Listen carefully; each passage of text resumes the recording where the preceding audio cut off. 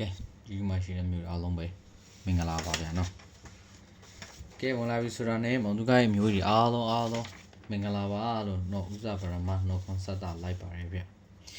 ကဲတော့ဒီဝဲမှာတော့အားလုံးသောချင်မျိုးတွေတော့ကိုနော်ဟုတ်လားအများနဲ့မတူတမူလေးထူးသွားအောင်လို့ဆိုပြီးတော့ကျွန်တော်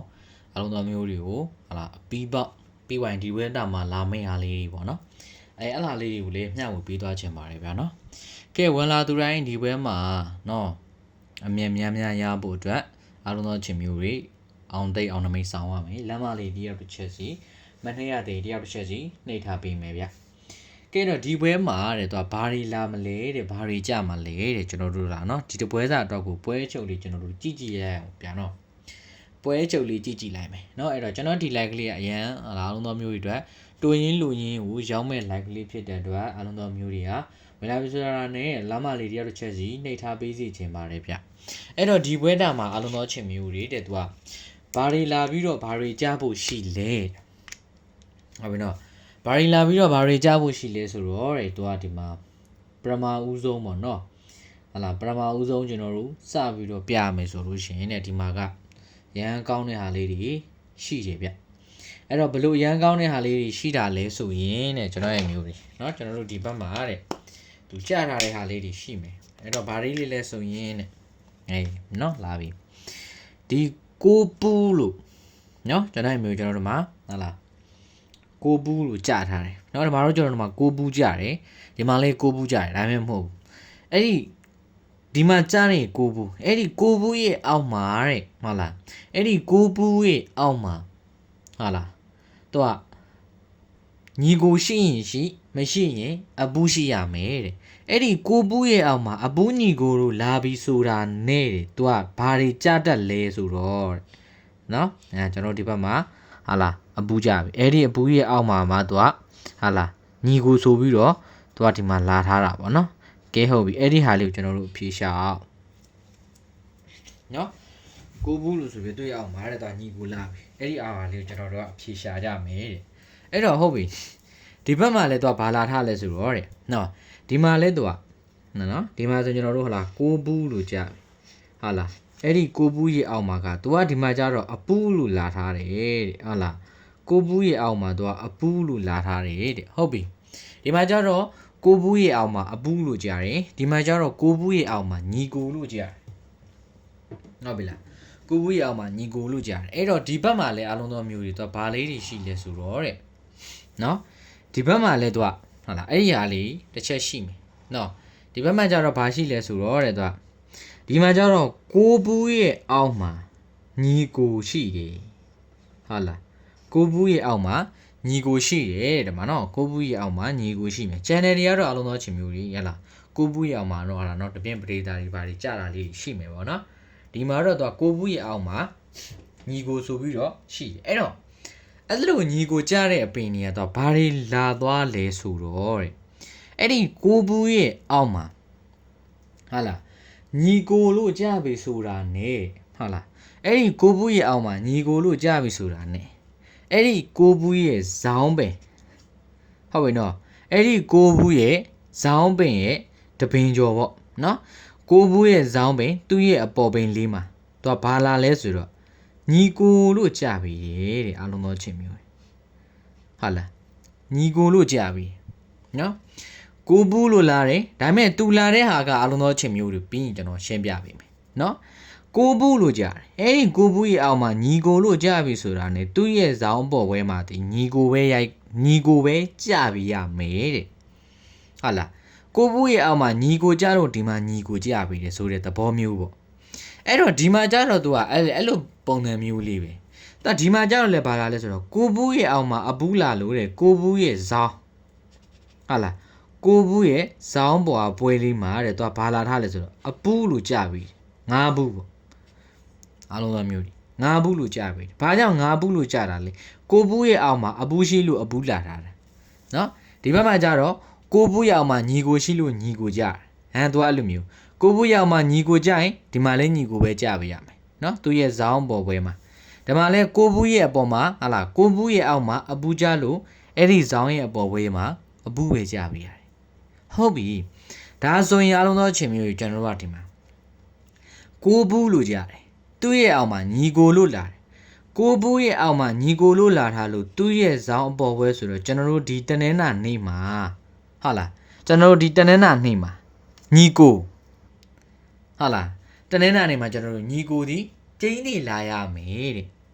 ဟုတ်လားဒီပွဲမှာအလုံးသောချင်းမျိုးတွေဟူးမကြော်ညီကိုနှစ်ကြိမ်ကျင်းနေလာလိမ့်မယ်ဟုတ်ပြီနော်ဒီပွဲမှာဟူးမကြော်ညီကိုကျင်းနေလာလိမ့်မယ်ဟူးမကြော်ညီကိုနှစ်ကြိမ်နော်အလုံးသောမျိုးတွေဒါကြောင့်အဲ့လိုမျိုးပြောတာလဲဆိုရင်ဟုတ်လားအဲ့ဒီထောက်ချက်လေးကိုကျွန်တော်တစ်ချက်ထပ်ပြပေးမယ်ပေါ့နော်အဲ့တော့ तू ကဘလို့လာထားလဲဆိုရင်ဒီတပင်နဲ့တောင်မှ तू သွားတဲ့လမ်းကြောင်းကအများကြီးရှိပါတယ်အလုံးသောမျိုးကြီးနော်ဘလို့အများကြီးရှိတာလဲဆိုတော့ကိုဘူးရဲ့အောက်မှာညီကိုလို့လာထားပြီဆိုရင်အဲ့ဒီညီကိုဒီဟာလားတစ်ကြိမ်နှစ်ကြိမ်သုံးကြိမ်နော်မြည်ရလုံးမယ်ကိုဘူးရဲ့အောက်မှာညီကိုလာပြီဆိုရင်အဲ့ဒီညီကိုဒီတစ်ကြိမ်နဲ့မပြီးဘူးသူ့ရဲ့ပေါ်ပွဲမှာစပြီးတော့တစ်ကြိမ်နှစ်ကြိမ်သုံးကြိမ်ဆိုပြီးတော့ဇက်တိုက်သုံးကြိမ်ဆင့်လာတယ်နော်1 2 3ဟုတ်ပြီအဲ့တော့ဒီမှာလဲ तू ကအဲ့လိုမျိုးပဲကိုဘူးရဲ့အောက်မှာအပူးလို့လာထားပြီဆိုလို့ရှင်လေအဲ့ဒီအပူးဒီသူ့ရဲ့ဇောင်းပေါ်ပဲ1 2 3သူကအဲ့လိုလေးလာနော်1 2 3ဆိုပြီးတော့ तू အဲ့လိုမျိုးလေးလာအဲ့တော့ဒီပွဲမှာလဲ तू ကဟာလားသူ့ရဲ့အောက်မှာအဲ့ဒီအဓိကကိုဘူးရဲ့အောက်ကမတ်တက်ပဲကိုဘူးရဲ့အောက်ကမတ်တက်ဒီအပူးကြရင်အပူး3ချိန်ကြာမယ်ကိုဘူးရဲ့အောက်ကမတ်တက်ဒီညီကိုဖြစ်တယ်ဆိုရင်အဲ့ဒီညီကိုဒီ3ချိန်လာရတယ်ဟာလားတကယ်လို့ဒီတိုင်းလေးဒါကျွန်တော်တို့ဒီဘက်မှာလာမယ်ဒီအပူးကြလူမျိုးဒါဒီဘက်မှာကြာမယ်ဆိုရင်ညီကိုဒီတနင်္လာနေ့မနက်အင်္ဂါနေ့မနက်ဗုဒ္ဓဘုနေ့ညနေပိုင်းဆိုပြီးတော့အဲ့ဒီညီကို3ချက်ပါလာပြရမယ်ညီကို3ချက်မလာနိုင်အဲ့ဒီထဲထဲမှာညီကိုတစ်ကြိမ်ပဲလာဟုတ်ပြီနော်ညီကိုတစ်ကြိမ်ပဲလာအလုံးသောချင်းမျိုးတွေတို့ကအစင်ပြေမှဟာတွေအများကြီးရှိတယ်နော်အစင်ပြေမှဟာတွေအများကြီးရှိအဲ့တော့နောက်ထပ်တစ်ချက်ကဘာလဲဆိုတော့ဒီတနင်္လာနေ့မှာဟုတ်ပြီကျွန်တော်တို့ကျင်းနေတိကျသိပါပြီဘာလဲညီကိုကြားရမယ်ဒါတနင်္လာနေ့မနက်ပိုင်းမှာကျွန်တော်တို့ဒါအကြိုက်ဆုံးညီကိုနော်ဒီဘော်ဒဝုဒ်ထဲမှာညီကို2ကြိမ်လာပါလိမ့်မယ်ပြီးရင်ဗာညီကိုဒီကောင်းလဲဆိုတာလေးကိုလည်းကျွန်တော်ပြောပြီးမယ်ပေါ့နော်အဲ့တော့နောက်ထပ်တစ်ချက်ကဘာညီကိုကြမှာလဲညီကိုတွေကကဏ္ဍအကွက်တွေအများကြီးရှိခဲ့ဟုတ်ပြီနော်ဘာညီကိုကြမှာလဲဆိုကဲဟုတ်ပြီနော်အဲ့တော့အလုံးသောချင်းမျိုးတွေ तू ဒီမှာဘာလေးတွေ तू တိုက်နေလဲဆိုတော့ဟာလား38ဟာလားမနက်ပိုင်းမှာ38ညနေပိုင်းမှာ28ဟာလားဘူဘရိတ်ပေါ့အဲ့တော့မနက်ပိုင်းမှာဟာလားမနက်ပိုင်းမှာ38ပါဝါနဲ့ညနေပိုင်းမှာဘူဘရိတ်ဟာလားမနက်ပိုင်းမှာ38ပါဝါနဲ့ညနေပိုင်းမှာဘူဘရိတ်ဟာလားအဲ့ဒီပုံစံမျိုးလေးနဲ့ရှာမယ်အဲ့တော့ဒီမှာလဲတော့ဘာသွားတွေ့လဲဆိုတော့ဟုတ်လားမနက်ပိုင်းမှာ38ညနေပိုင်းမှာဘူဘရိတ်ဆိုပြီးတော့သွားတွေ့တယ်ဗျဟုတ်လားနော်ဒီမှာ2ချက်ပေါ့အလုံးတော်မျိုးတော့ကျွန်တော်နည်းနည်းလေးချုပ်လိုက်ဒီမှာ2ချက်ဟာလားမနက်ပိုင်းမှာ38ညနေပိုင်းမှာဘူဘရိတ်ဒီမှာလဲမနက်ပိုင်းမှာ38ညနေပိုင်းမှာဘူဘရိတ်ဟုတ်ပြီအဲ့တော့သူ့ရဲ့အဲ့ဒီ38ရဲ့အောက်မှာတော့ဘာလာရမလဲဟုတ်ပြီနော်ဒီမှာလဲသူကအဲ့လိုမျိုးပဲမနက်ပိုင်းမှာ38ညနေပိုင်းမှာဘူဘရိတ်အဲ့ဒီသူ့ရဲ့38ရဲ့အောက်မှာဘာလာထားလဲဆိုတော့14လို့တာကြပေးရတယ်အဲ့ဒီ38ရဲ့အောက်က14ဒီဘယ်ကနေလာတာလဲဟုတ်လားဘယ်ကနေလာတာလဲဆိုတော့ကျွန်တော်တို့အဲ့ဒီဘူဘရိတ်ပေါ်ပင်ကနေပြီးတော့ကျွန်တော်တို့ကဇောင်းလေးရေသွားလိုက်မယ်နော်ဒီ14ဒီဘယ်ကနေလာတာလဲဒီ61ကနေပြီးကျွန်တော်တို့ဇောင်းလေးရေကြည့်လိုက်မယ်ဟာလား38ဘူဘရိတ်ကနေပြီးကျွန်တော်တို့ပေါ်ဇောင်းလေးရေလိုက်မယ်1 2 3 4 5 6ကြိမ်ကနေပြီးတော့ကြားတယ်အဲ့ဒီ14ဆိုတာဒီဟာလားကျွန်တော်တို့ဒီမှာဒီလိုဇောင်းလေးရေလိုက်တာเนาะအလုံးသောချင်းမျိုးကျွန်တော်တို့ဒီမှာဒီလိုဇောင်းလေးရေလိုက်တာဒီဘက်ကနေစပြီးရေလိုက်တာเนาะ1 2 3 4 5 6ဇောင်းလေးအဲ့ဒီဇောင်းမှာကြားတဲ့4တစ်ဒီ38ရဲ့အောက်မှာ4တစ်ဆိုပြီးတော့သူကအဲ့လိုမျိုးလေးပြန်လာပေးတယ်ပေါ့เนาะအဲ့လိုမျိုးလေးပြန်လာပေးအဲ့တော့အဲ့ဒီဟာလည်းဒီမှာเนาะအလုံးသောချင်းမျိုးတွေဟာလားသူကညီကို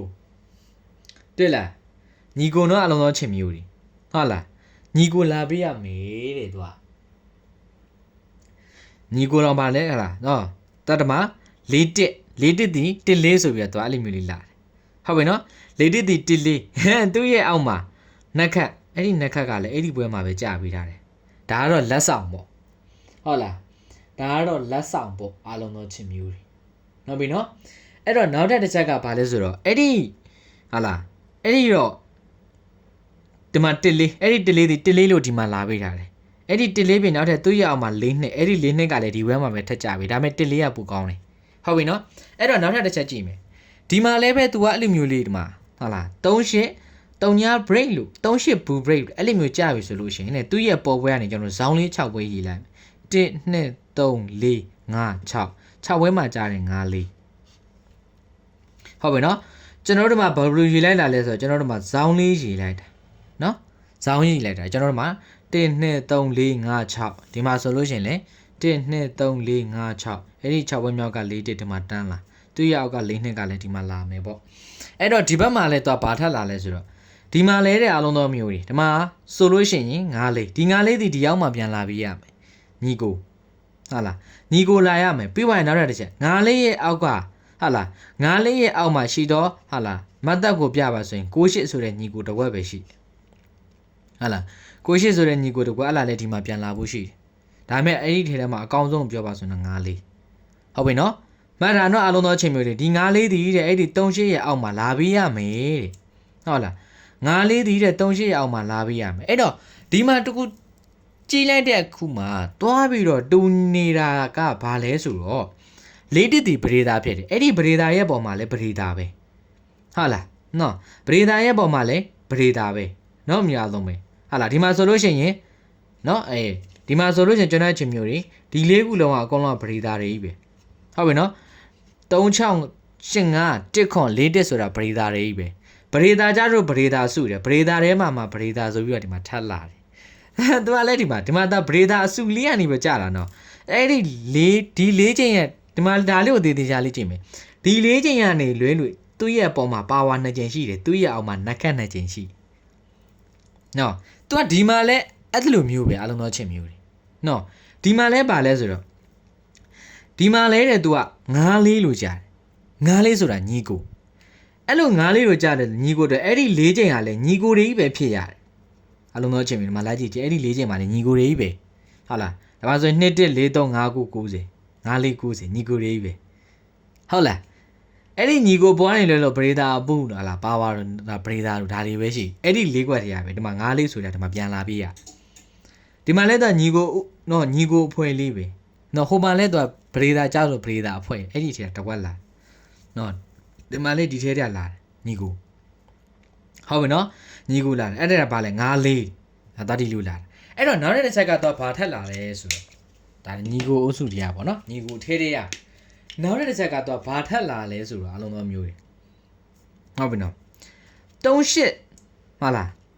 မနက်ပိုင်းမှာကျွန်တော်တို့38လို့ကြားတယ်ညနေပိုင်းမှာ28မနက်ပိုင်း38ညနေပိုင်း28အဲ့တော့ဒီမှာလဲသူကအဲ့လိုမျိုးလေးပဲနော်ဒါမှဆိုလို့ရှိရင်လည်းတော့မနက်ပိုင်း38ညနေပိုင်းမှာ28ဆိုပြီးတော့သူကအဲ့လိုမျိုးလေးကြားဟုတ်လားအဲ့လိုမျိုးလေးကြားပြီဆိုလို့ရှိရင်သူ့အောက်မှာတင်ငါလို့လာတာဒီမှာတင်ငါအဲ့တော့3828ဒီမှာလဲ3882အဲ့လိုမျိုးကြားပြီဆိုရင်သူ့ရဲ့အောက်ကတင်ငါဒီဘာလဲလာလဲ38ကတပွဲကျော်နော်38ကနေပြီးတော့ဇောင်းလေးဟုတ်လားဇောင်းပွဲကျော်ဒီမှာဘာလာလဲ9တစ်လို့လာအဲ့ဒီ9တစ်ဒီတဲ့သူကဒီမှာတင်ငါဆိုပြီးတော့ဒီမှာသူကဒီလိုလာသွားတယ်ဟုတ်လားနော်အဲ့တော့ तू ကဒီမှာဘာလာသွားလဲဆိုတော့တဲ့3828လို့လာခြင်းကသူ့ရဲ့အောက်ကလာတဲ့တင်ကားဒီ38ရဲ့တပွဲကျော်38ရဲ့ဇောင်းတပွဲကျော်နော်38ရဲ့ဇောင်းတပွဲကျော်တင်ကားဒီတင်ကားလား9တက်ဒီတင်ကားလို့ဒီမှာလာပြီးဟုတ်ပြီဒါဆိုရင်ဒီမှာလာထားတဲ့အလုံးသောအချင်းမျိုးတွေ38လို့လာထားတဲ့အတွက်ကြောင့်သူ့ရဲ့ဒီအောက်ပွဲမှာကြပေးရမယ်တကွက်ဒီပါလေ38ရဲ့ဟာလား38ရဲ့တပွဲကျော်ဆိုတော့45နော်ဒီမှာလဲ38ရဲ့ဇောင်းတပွဲကျော်နော်ဒီမှာ38ရဲ့ဇောင်းတပွဲကျော်9တက်တင်5လို့ဒီမှာလာထားတယ်ဒီမှာလဲ38ရဲ့ဇောင်းတပွဲကျော်45 54လို့သူကဒီမှာပြန်လာမလားဟုတ်လားဒီမှာပြန်လာမလားအဲ့ဒီတပေါတော့ရှိအဲ့တော့အလုံးသောအချင်းမျိုးကြီး9လေးတရာတက်ပေါ့ညီကိုထဲမှာဆိုရင်9လေးတရာတက်ကွာကောင်းဟုတ်ပြီနော်9လေးညီကိုဒီတက်ကွာကောင်းညီကိုကတော့ဒီထဲထဲမှာ3ချိန်တောင်ဒီဟိုးမကြော်ထဲမှာညီကိုဒီ2ချိန်အနည်းလေးကြာမယ်အဲ့ဒီထဲထဲမှာ9လေးကညီကိုထဲမှာဆိုရင်9လေးကတက်ကွာကောင်းကျန်တာလိုက်ကမှာက2တက်လို့6က2တက်4 3 90ဆိုပြီးဒါလေးတွေပေါ့နော်ဒါလေးတွေကတော့ဒီကြံတဲ့ဒီ3ခွက်တွေကတော့အလုံးတော်မျိုးတွေကြိုင်းနေတဲ့နော်လားဒီ9လေးကတော့မဖြစ်မနေလိုက်ရမယ်ညီကိုထဲမှာကြိုင်းနေတဲ့လမ်းမလေးတွေကတော့ချက်စီနှိပ်ထားပြီးပဲနော်အလုံးတော်ချင်းမျိုးတွေဟုတ်လားအဲ့တော့နောက်ထပ်တစ်ချက်ကကျွန်တော်တို့ကဘာလေးတွေနောက်ထပ်ဘာလေးတွေရှိသေးလဲအောင်သူကလားနောက်ထပ်ဘာလေးတွေလာဖို့ဟုတ်လား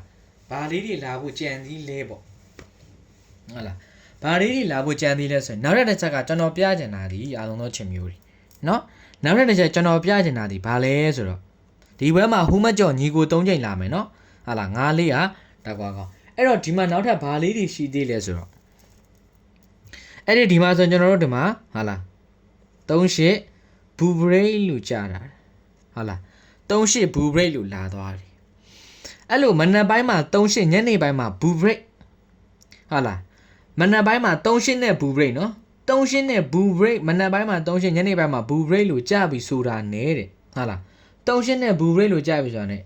တော့ဘာလာလဲဆိုတော့နောင်ပွဲမှာဟာလား38နဲ့ဘူဘရိတ်လို့ကြားပြီးဆိုတာနဲ့တဲ့နောင်ပွဲမှာတနင်္လာနေ့မနက်ပိုင်းမှာဟာလားတနင်္လာနေ့မနက်ပိုင်းမှာကြာတော့အဲ့ဒီကဏ္ဍနှစ်ကွက်ဒီအဲ့ဒီပွဲမှာနေပြန်လာပြီးရဘာလာပြီးတာလဲခွန်ကိုတစ်ခွန်ဒီအဲ့ဒီပွဲမှာပဲပြန်ကြပြီးသွားတယ်ဒီမှာဘာလာသွားလဲတနင်္လာနေ့မှာထွက်တဲ့ခွန်ကိုဒီတောက်ကြနေ့မှာ6ခွန်ဆိုပြီးတော့ပြန်လာတယ်ဒါလည်းအလုံးသောချင်းမျိုးတွေကျွန်တော်ကတော့ကျူပိုက်နေနဲ့ပြပေးထားတာဖြစ်တဲ့အတွက်ချိုင်းနေတဲ့ယူသုံးလို့ရပါတယ်ဗျအဲ့တော့ဒီမှာလဲသူကဘာထပ်လာထားသေးလဲဆိုတော့ဒီမှာလဲကျွန်တော်တို့ဟလာ3828ဆိုပြီးတော့သူကအဲ့လိုမျိုးလေးကြာတာအဲ့လို3828လို့ကြာပြီဆိုတာနဲ့တဲ့3828လို့ကြာပြီဆိုတာနဲ့ဒီပွဲမှာကျွန်တော်တို့တနင်္လာနေ့ရပိတ်ပင်မယ်တဲ့ဟာလားတာဦးမှာဖွင့်လိုက်တော့ဖွင့်ဒီဘာနဲ့ဖွင့်တော့လဲ6534ဆိုပြီးတော့ဖွင့်လိုက်တယ်အဲ့ဒီ6534ဆိုတာဒီတဲ့သူကပြန်လာပေးရတယ်အဲ့ဒီပွဲမှာပဲပြန်လာပေးရတယ်ဒါပေမဲ့ तू ကတော့နည်းနည်းလေးနောက်ကျဆိုပဲเนาะဒီမှာဆိုရင်ကျွန်တော်တနင်္လာနေ့ဟာလားပိတ်ရက်တရက်ဖြစ်သွားတယ်ခွန်ကို6ခွန်ဆိုပြီးတော့တနင်္လာနေ့မနက်ပိုင်းမှာကြားရသည်ညနေပိုင်းမှာ तू ကဘာလာသွားလဲဆိုတော့ तू အဲ့လိုမျိုးလေးတော့လာသွားတယ်အဲ့တော့နောက်တဲ့ချက်ကလည်းပါလေဒီမှာ65ဟာလား43အဲ့ဒီ6543ဒီအဲ့ဒီပွဲမှာပဲပြန်ကြပေးရတယ်ဆိုတော့ဒီမှာ4343ဆိုပြီးတောက်ကြနေပဲထပ်ပြန်လာတယ်တောက်ကြနေပဲကျွန်တော်တို့အခုလောအခုဒီမှာကင်မဲ့ပွဲဆိုလို့ရှိရင်တော့သူ့ထက်စောရင်လည်းစောသွားမယ်ဒါပေမဲ့သူ့ထက်ဟလာအခု तू ကတော့ဒီနှစ်ပွဲစဉ်ကတော့တောက်လျှောက်တောက်ကြနေပဲကြာတယ်ဒီမှာဆိုလို့ရှိရင်ဟလာနောက်ဒီမှာဆိုလို့ရှိရင်ခွန်ကိုနော်ဒါတော့ဒီမှာဆိုလို့ရှိရင်433နဲ့တောက်ကြနေပဲအဲ့တော့ဒီမှာတောက်ကြနေပဲထပ်ပေးမလို့ကျွန်တော်တသက်မှတ်ထဲတော့မှန်းလို့တော့မရဒါပေမဲ့အလုံးတော်မျိုးတွေကလိုက်ချင်နေဆိုရင်အဲ့နှစ်ဘက်ကပြန်ကြရှိတော့ဖြစ်တဲ့အတွက်ကျိုးပိုင်းနေနဲ့တော့လိုက်လို့ရတယ်အဲ့တော့ဒီဘက်မှာဆိုရင်အလုံးတော်ချင်းမျိုးကျွန်တော်တို့ဟလာနော်အဲ့ဒါလေးတော့ရှိအဲ့တော့ဒီမှာက38နဲ့ဘူဘရိတ်ပိတ်သွားတာဖြစ်တဲ့အတွက်ဟာလား38ဒီမှာတော့38ကြားတာရယ်နော်ဘူဘရိတ်နဲ့မပိတ်ထားတာဖြစ်တဲ့အတွက်မလာဘူးပေါ့နော်အဲ့တော့ဒီဘက်မှာဆိုလို့ရှိရင်နော်ဒီဘက်မှာဆိုလို့ရှိရင်သူက38ဘူဘရိတ်လို့ပိတ်ထားတာဖြစ်တဲ့အတွက်တဲ့သူကဒီတနင်္လာနေ့မှာကြာတော့ဟာလားနှစ်ကွက်တည်းတဲ့ဒီဘွဲမှာနေပြန်ကြပြီးရမယ်တဲ့ပြန်ကြတဲ့ကွက်ပြန်ကြလာလိမ့်မယ်ပေါ့နော်အဲ့ဒါလေးကိုပေးချင်တာပါအဲ့တော့နောက်ထပ်တစ်ချက်ကဘာလဲဆိုတော့ဒီဘွဲမှာအပူးတစ်ချိန်ကျင်းတည်လာပါလိမ့်မယ်ဟုတ်ပြီနော်အပူးတစ်ချိန်ကျင်းတည်လာပါလိမ့်မယ်အလုံးသောချင်းမျိုးတွေနော်အဲ့ဒါကဘာလဲလို့နော်အလားကဟုတ်လားဘလို့ကြောင့်အပူးကလာမှာလဲဆိုရင်အလုံးသောချင်းမျိုးတွေနော်ဒီဘွဲမှာလည်းအပူးဒီကျင်းတည်လာပါလိမ့်မယ်ဘာဘလို့အပူးတွေလာမှာလဲဘလို့အပူးတွေကြမှာလဲဆိုရင်တဲ့သူကဒီမှာဟာလားတောက်ကြနေဟုတ်လားဒီတနင်္လာနေ့ပါဝါနော်တောက်ကြနေပါဝါနဲ့ဖွင့်ပြီးတော့ပါဝါနဲ့ပိတ်လိုက်တဲ့ပွဲတွေမှာတဲ့အဲ့ဒီပွဲတွေရဲ့နောင်ပွဲတွေပြီးသွားရင်တော့ဘာတွေလာလဲဆိုတော့တဲ့နော်အပူးတွေကြမယ်ပေါ့နော်ဟုတ်လားအပူးတွေကြမယ်ဆိုတော့ဘာအပူးတွေကြမှာလဲဘာအပူးတွေလာမှာလဲတဲ့သူကအဲ့တော့ဒီဘက်မှာဆိုရင်အလုံးသောချင်းမျိုးကျွန်တော်တို့တနင်္လာနေ့မှာပါဝါနဲ့ဖွင့်တယ်တောက်ကြနေ့မှာပါဝါနဲ့ပိတ်နော်ပါဝါနဲ့ဖွင့်ပြီးတော့ပါဝါနဲ့ပိတ်သွားခဲ့တဲ့ပွဲလေးပေါ့နော်အဲ့လိုပါဝါနဲ့ဖွင့်ပြီးတော့ပါဝါနဲ့ပိတ်ပြီးဆိုလို့ရှိရင်တဲ့နော်ဒီမှာဆိုရင်ကျွန်တော်တို့တနင်္လာနေ့မှာပါဝါတောက်ကြနေ့မှာပါဝါအဲ့လိုမျိုးပါဝါနဲ့ပိတ်ပြီးတော့ပါဝါနဲ့ဖွင့်ပြီးတော့ပါဝါနဲ့ပြန်ပိတ်ပြီးဆိုလို့ရှိရင်တဲ့သူကနောင်ပွဲမှာတဲ့ဟာလားပါဝါနဲ့ပိတ်ပြီးပါဝါနဲ့ဖွင့်ပြီးဆိုရင်နောင်ပွဲမှာသူကအပူးဟုတ်ပြီနော်အလုံးသောချင်းမျိုးတွေအပူးဒီတဲ့သူကျင်းတည်လာပါမယ်တဲ့ဒီမှာဘာဘူးလာသွားလဲကိုပူးလို့လာသွားတယ်ဟုတ်ပြီနော်ကိုပူးလို့လာသွားတယ်အဲ့တော့အဲ့ဒီလာတဲ့ကိုပူးဒီတဲ့သူကဘာနဲ့နားလားအဲ့ဒီမှာလာတဲ့ကိုပူးဒီဘာနဲ့လာတာလဲနော်အလုံးသောချင်းမျိုးကြီးဟုတ်လားအဲ့တော့ပြီးဝင်လဲသူကဒီဘက်မှာလဲဘာနဲ့လာတာလဲဆိုတော့တဲ့တနင်္လာနေ့မှာတဲ့ပါဝါနဲ့ဖွင့်ပြီးတော့တောက်ကြနေ့မှာပါဝါနဲ့ပြန်ပိတ်သွားတယ်နော်တနင်္လာနေ့မှာပါဝါနဲ့ဖွင့်တယ်တောက်ကြနေ့မှာပါဝါနဲ့ပြန်ပိတ်သွားတယ် နော်တနေ့နေ့မှာပါဝါနဲ့ဖွင့်ပြီးတောက်ကြမှာပါဝါနဲ့ပြန်ပိတ်ပြီးဆိုရင်နာပွဲမှာအပူးတီကျင်းတီကြမယ်ဒီမှာဘာဘူးလေ9ဘူးလို့ကြာသွားတယ်ဟုတ်ပြီနော်9ဘူးလို့ကြာသွားတယ်အဲ့တော့နောက်တစ်ချက်ကတော့ဘာလဲဆိုတော့ဒီမှာလဲအားလုံးသောမျိုးတွေဟလာအပူးနဲ့ဖွင့်ပါဝါနဲ့ဖွင့်ပြီးတော့ပါဝါနဲ့ပိတ်သွားတယ်နော်ဟာလာဒီမှာဆိုရင်16ဟာလာဒီမှာဆိုရင်16ပါဝါနဲ့ဖွင့်နေပြီးသွားရင်ဘာနဲ့ထပ်လာမလဲနော်ပါဝါနဲ့ဖွင့်နေပြီးသွားရင်ပါဝါနဲ့ပဲပြန်ပိတ်တယ်38အဲ့လိုပါဝါနဲ့ဖွင့်ပြီးတော့ပါဝါနဲ့ပိတ်ပြီးဆိုရင်တဲ့ဒီဘွဲမှာအပူးတီအလုံးသောအချိန်မျိုးတွေကျင်းတီလာပါလိမ့်မယ်တဲ့ဟုတ်ပြီလားအပူးကျင်းတီလာပါလိမ့်မယ်တဲ့တော့ဘာအပူးတွေကြတာလဲဘာအပူးတွေလာမှာလဲဆိုရင်အလုံးသောအချိန်မျိုးတွေသူကဒီမှာကြာထားတဲ့အပူးတွေပေါ့နော်ဒီမှာကြာထားတဲ့အပူးတွေကြာတော့တဲ့သူကဒီဘက်မှာဘာအပူးတွေလာထားလဲဆိုတော့နော်ဒီပွဲမှာနော်ကြာတယ်ဒီပွဲမှာကြာထားခဲ့တဲ့အပူးတွေဟိုမှာပြန်လာကြာတယ်ပေါ့နော်အဲ့တော့ဒီပွဲမှာလည်းအဲ့လိုမျိုးအပူးထက်ပြီးတော့လာလိမ့်မယ်တဲ့သူကဘာနဲ့လာမှာလဲဆိုရင်ကျွန်တော်အကြိုက်ဆုံးပြောပါဆိုလို့ကျွန်တော်ဒီပွဲမှာအလုံးသောချင်းမျိုးတွေဟာလားအပူးဒီကျင်းဒီလာပါလိမ့်မယ်ဟုတ်ပြီနော်အဲ့တော့အပူးလေးတွေဆိုရင်လည်းဘာလေးတွေရွေးတင်လဲညီကိုထဲမှာဆိုရင်အလုံးသောမျိုးတွေ90လေးရတော့တက်ကွာကောင်းပါနော်ကဲတော့ဟုတ်ပြီအဲ့ဒါလေးကိုနော်90လေးတော့တနင်္လာနေ့ကိုတော့တင်ထိုးရမယ်ကျန်တဲ့နေ့တွေကတော့အလုံးသောချင်းမျိုးတွေကျန်နေတဲ့သူလိုက်လို့ရတယ်နော်ကဲကျန်နေတဲ့လမ်းမလေးကျွန်တော်ချက်စီနေထားပြီမယ်ကဲတော့တပွဲလုံးသားတော့ကိုဘာလေးတွေလိုက်တင်တယ်တပွဲလုံးသားတော့ကိုဘာလေးတွေလိုက်ချင်လဲဆိုတော့ကဲဟုတ်ပြီအဲ့တော့ဒီပွဲမှာလည်းအလုံးသောချင်းမျိုးတွေပါနော်ဒီပွဲသားမှာလည်းအားလားနော်6ကွက်ပေါ့နော်အလုံးသောချင်းမျိုးတွေနော်အကွက်အများကြီးမလိုက်ချင်ဘူးဆိုတဲ့မျိုးတွေတော့ဟုတ်လားနန်း6ကွက်နော်နန်းလေး6ကွက်လိုက်ချင်တယ်ဆိုတဲ့အမျိုးတွေနော်လာယူလို့ရပါတယ်ဗျာနော်အလုံးသောချင်းမျိုးတွေနန်း6ကွက်ကတော့အလုံးသောချင်းမျိုးတွေဟလာတပွဲတာတော့လိုက်ရမယ်ဒါပေမဲ့သူကဟူးမကြော်တော့ကြာတာများပါတယ်နော်ဟူးမကြော်ကြာတာများတယ်တပွဲတာလိုက်ရမယ်ဟူးမကြော်ကြာတာများတယ်အဲ့တော့အဲ့ဒီ6ကွက်ကိုယူမယ်ဆိုတဲ့အမျိုးတွေလာယူလို့ရပါတယ်ဗျာနော်ဟုတ်လားအောင်သူကအေးကျင်းတရားလေးကိုမှကိုင်နေတယ်ပေါ့ဟုတ်လားကျင်းတရားလေးကိုမှစော့ကျင်တယ်ဆိုလို့ရှိရင်လည်းအဲ့လာလေးလာယူလို့ရပါတယ်ဗျကဲတော့ဒီမှာကတော့ဗာလေးတွေရှိလဲဆိုတော့ကျွန်တော်တို့ဒါကတော့တပွဲသားပေါ့နော်ဒါတပွဲသားလေးတွေပေါ့အဲ့တော့ဒီနေ့ကဗာနေလဲဆိုတော့ဒီနေ့က9ရက်နော်မနေ့ပြန်ကျွန်တော်တို့ဟာ6ရက်6ရက်မှာ6ရက်9ရက်10ရက်9ရက်10ရက်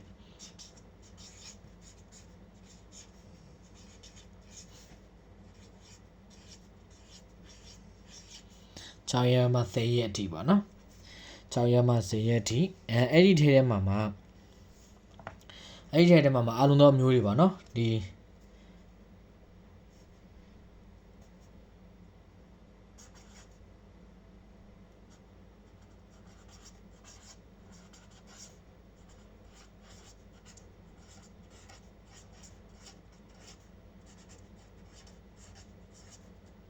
နော်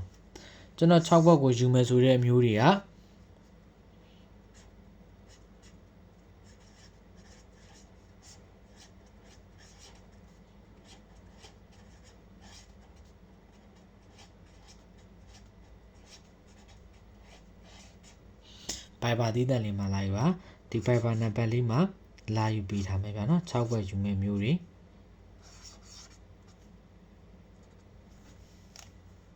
ဒီဘိုင်ဘာနံပါတ်လေးမှာလာယူပေးထားမယ်နော်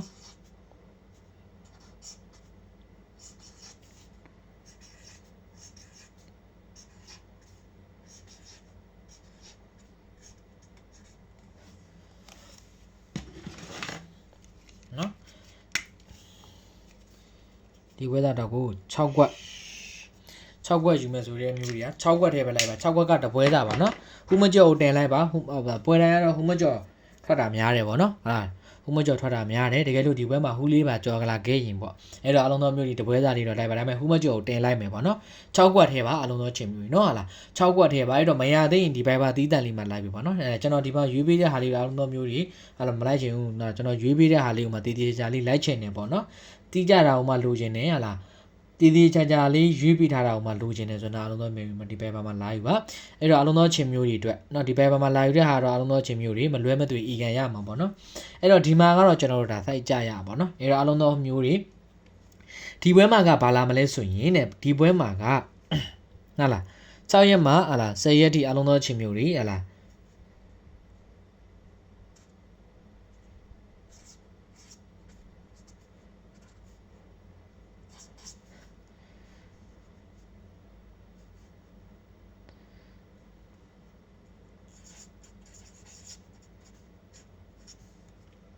နော်သူရအောင်မှာဘာလာမလဲဆိုရင်အပူဟုတ်လားဒီမှာတော့ညီကိုပေါ့နော်ညီကိုပြီးတော့တဲ့သူကဒီမှာအပူလာမယ်ဟာလားအပူထဲမှာဆိုလို့ရှင်တော့အပူတွေကတော့အများကြီးပေါ့နော်ဟာလားအပူတွေကတော့ဟာလားအပူပေါ့နော်အပူတွေကတော့10ခွက်ရှိမယ်အပူ10ခွက်ထဲမှာအလုံးသောမျိုးတွေဟာလားတင်လန်းရမယ်အပူ10ခွက်ထဲမှာဟာလားအပူကတော့ကိုခြုံပြီးတော့လိုက်ချင်တယ်ဆိုရင်အကုန်လိုက်လို့ရတယ်နော်အပူတစ်မျိုးတွေပဲခြုံလိုက်ချင်တယ်ဆိုရင်ခြုံလိုက်လို့ရတယ်ဒါပေမဲ့အပူကတော့ဟာလားဘယ်နေ့ဘယ်ရက်လို့ဟာလားဟူမကြော်တော့ဘာလို့အဲ့လိုမျိုးတော့ရက်ကန့်တတ်မရှိဘူးဟာလားရက်ကန့်တတ်မရှိဘူးအဲ့တော့ဒီတင်မွေးရလေအလုံးသောအချိန်မျိုးတော့တနင်္လာနေ့တစ်နေ့တော့ဟာလားတနင်္လာနေ့မနက်ပိုင်းတော့တော်တော်လေးကိုအားကောင်းတယ်အဲ့တော့ကျန်တဲ့ရည်တွေကတော့ဟာလားအလုံးမျိုးတပွဲစာအနေထားနဲ့ဟာလားဘယ်နေ့ဘယ်ရက်လို့လားကန့်တတ်ရတာလို့တော့မရှိဘူးပေါ့နော်အဲ့တော့ဒီ6ခွက်ကတော့ဟူမကြော်ကြတာတွေကြီးပဲเนาะဒီ6ခွက်ကတော့ဟိုမကြော်ကြတာတွေပဲတော့ဟိုမကြော်လိုချင်တယ်ဆိုလို့ရှင်တော့ဒီ Viber နံပါတ်လေးမှာလာပြီပေါ့เนาะဒီအဘူးတို့ဒီတင်မွေးရမယ့်ဟာတွေတော့တနင်္လာနေ့တွေတော့ကောင်းတယ်ဒါပေမဲ့တနင်္လာနေ့ကနေပြီးတော့တနင်္လာနေ့မှာကိုမှန်းထားလို့မကြလောက်ဆိုလို့ရှင်တော့နောက်ရက်တွေကဘေးကြီးမှန်းတယ်တော့မသိဘူးပေါ့เนาะအဲ့တော့အဘူးထဲမှာဆိုလို့ရှင်အဘူးကိုလိုက်ရှင်အကုန်ခြုံပြီးတော့လိုက်ပါဟာလားအဘူး10ခွက်ကိုအကုန်လိုက်ပါနော်မရတော့ပဲအဲ့တော့အပူးဆက်ကွက်ကိုကုံလာအဲ့ဒီထဲထဲမှာတင်လိုက်ချင်နေဆိုရင်ဘာလိုက်ကမလဲဆိုရင်ဟာလာအပူးဆက်ကွက်ထဲမှာတင်လိုက်ချင်နေဆိုရင်ကျွန်တော်တို့9ဘူးဟာလာ9ဘူး3ညာဘူးနော်9ဘူး3ညာဘူးနော်9ဘူး3ညာဘူးတဲ့ပြီးတိုင်းတော့9ဘူး3ညာဘူးပြီးတိုင်းဘာလာမလဲဆိုတော့ဟာလာ9ဘူးအဲ့ဒီအပူး3ကွက်ကိုတော့အလုံးသောချင်းမျိုးကြီးတင်လိုက်ပါနော်ကျန်တာတော့အလုံးသောချင်းမျိုးတွေအပူးဆက်ကွက်ပေါ့လားနော်1ဘူးလို့နော်2ဘူးလို့ဟုတ်လား3ဘူး4ဘူး6ဘူးခွန်8နော်ဒါလေးတွေပေါ့အဲ့တော့ဒီဟာတော့အလုံးသောချင်းမျိုးတွေတင်ပြီးတော့လိုက်ပါအဲ့တော့ဒီမှာဆိုရင်တင်လိုက်ကမှာကဘာလဲဆိုတော့ညီကိုဟာလားညီကိုကတော့ဘာညီကိုတွေကအားကောင်းလဲဆိုရင်ညီကိုထဲမှာဆိုလို့ရှိရင်9လေးနော်အဲ့ဒါအလုံးသောချင်းမျိုးတွေနော်အဲ့ဒါဒီ9လေးကတော့အလုံးသောချင်းမျိုးတွေနော်လိုင်းနိုင်နေဆိုရင်တော့တင်ပြီးတော့လိုက်ပါကြံတဲ့ညီကိုတွေကတော့အလုံးသောချင်းမျိုးတွေကြံနေတတ်တယ်လို့လိုက်လို့ရပါတယ်ဗျာနော်ကြံတဲ့ညီကိုလေးတွေဆိုရင်ကျွန်တော်တို့ဘာလေးတွေရှိမလဲဆိုရင်ဟာလားနော်10တို့ဟာလား1နှစ်တို့ပြီးပါရင်2 3ဟာလား3 4 5တော့ပြီးပါရင်5 6ခွန်8 9 90ဒါညီကိုအစားဆုံးပေါ့နော်အဲ့တော့အလုံးသောချင်းမျိုးတွေကိုကြိုက်နေတတ်ရကိုအာဒီတန်းရှိတာတွေကိုအလုံးသောမျိုးတွေလိုက်လို့ရပါတယ်နော်ညီကိုနဲ့ဆိုရင်ဒီညီကိုတင်လိုက်ပါနော်ဟာလားဒီညီကိုတင်လိုက်ပါအဲ့တော့ဒီအောက်ကဟာလားဒီအောက်ကဟာတော့အလုံးသောချင်းမျိုးတွေဒါအပူဟာလားအပူတွေဆိုလို့ရှိရင်အပူကြိုက်တဲ့အပူကြိုက်နေတတ်တဲ့အမျိုးတွေကဒီအပူလေးတွေကိုတင်လိုက်မယ်နော်ဟာလားအပူထဲမှာဆိုရင်ဒီအပူလေးတွေကိုတင်လိုက်ပါပဲနော်အပူထဲမှာဆိုရင်ဒီအပူလေးတွေကိုတင်လိုက်ပါနော်ကျန်တာတွေကအလုံးသောချင်းမျိုးတွေကြိုင်းနေတဲ့သူတို့လို့ဟာလားအဲ့တော့ဒီမော်ဒူကဟာလားရက်ကန့်ပေးတယ်ပေါ့နော်ရက်ကန့်ပေးတာဟာလေးကိုလိုချင်တယ်ဆိုတဲ့အမျိုးတွေကဒီ Viber နံပါတ်မှာလာပြီးမယ်เนาะဒီ Viber နံပါတ်မှာ6ခွက်လိုက်မယ်6ခွက်ကတော့သူကတော့ဟူမကြော်ဘူးเนาะကျွန်တော်ကန်ခဲ့တာလာချီနေပြီပေါ့เนาะကျွန်တော်ကန်ခဲ့တာလာချီနေပြီအဲ့တော့အဲ့ဒီ6ခွက်ကတော့ဟူမကြော်ဘူးကဲဒါလုံးတော့မျိုးကြီးလည်းသိဝင်စားလို့လိုချင်တယ်ဆိုရင်အဲ့ဒီ Viber နံပါတ်မှာလာပြီးလို့ရပါတယ်ဗျာเนาะစောစောလေးတော့လာပြီးပါဗျာเนาะကဲတော့အလုံးတော့ချင်းပြီတော့အလောအလုံးပဲလမ်းမလေးတောက်ချက်စီနေပြီးတော့ဆင်းသွားကြဖို့လည်းမြတ်တက်ရက်ခံပါတယ်ကဲအလောအလုံးပဲကွက်လက်ပါဗျာ